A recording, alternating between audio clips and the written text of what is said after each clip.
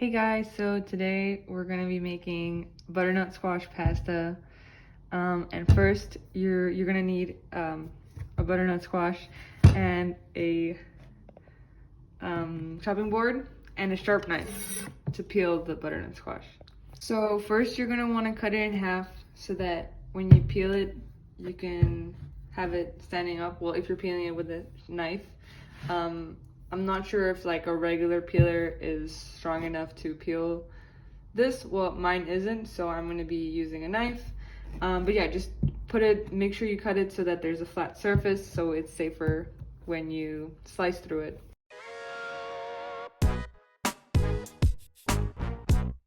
So you're going to want to take all the seeds out with a spoon. I might cut off a piece here so it's easier to get in there.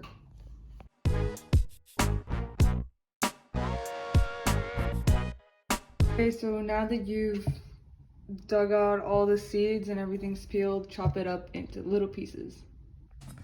So it's important to cut them quite small because it's important for the cooking time.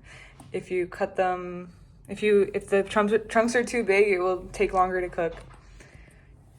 So you're gonna want to cook it in a big pot, and it would be handy to have a lid, so hopefully you have a big pot with a lid. Turn up the heat to medium-high, and then you can throw in some butter, vegan butter, or I'm going to be using sunflower oil because I don't have any vegan butter, but do whatever floats your boat.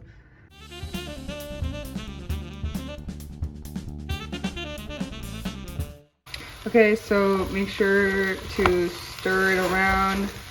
Get the butternut squash coated in the oil or butter. Add some salt. You're gonna probably be adding a whole lot more salt, so. And some pepper.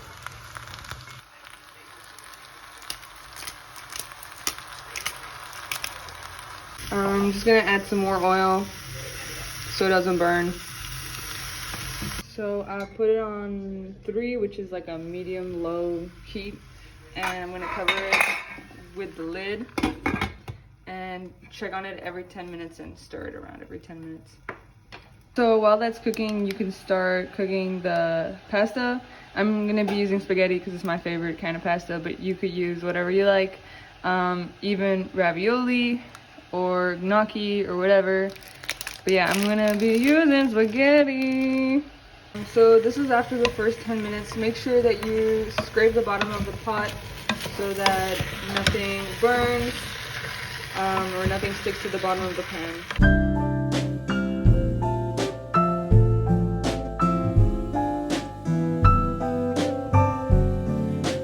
So after around 30-40 minutes of cooking and stirring it around, you need one of these squishy squashers. I don't know what it's called. And you're gonna wanna smash it. Oh, maybe it's called a smasher. I have no idea. If you know what this is called, leave it in the comments. So I think this is called a potato masher. I'm not sure. Anyways, let me know if you know. And I know it's not looking too appetizing right now, but we're gonna add some cream. I'm using this one, but you can use whatever kind of cream you like. I guess you could even use some type of milk. I support plant-based milks, but you do you. I don't know how much we'll need, so we'll just mix this around first and see how it's looking. You might want to cook, you want it to be kind of smooth, so you might want to cook it a bit longer if you see chunks, but that's okay because we've got all the time in the world.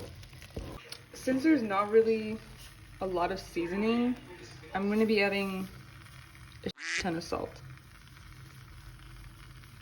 Maybe I shouldn't say that word. A lot of salt. I also added some more pepper, but yeah, it's up to you. Add to taste. So in the end, I added all of the cream, which was 200 milliliters, because I wanted it to be a bit saucier. And now we're gonna plate it up.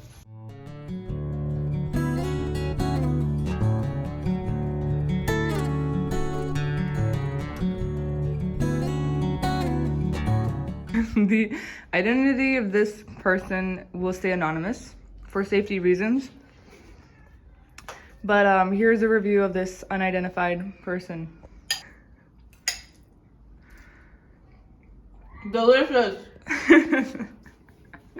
Stay tuned for my next video where I'll be reviewing the vegan tuna can called Sea So Good.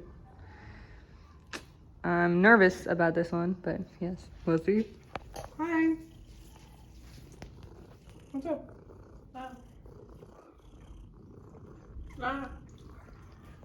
Hi.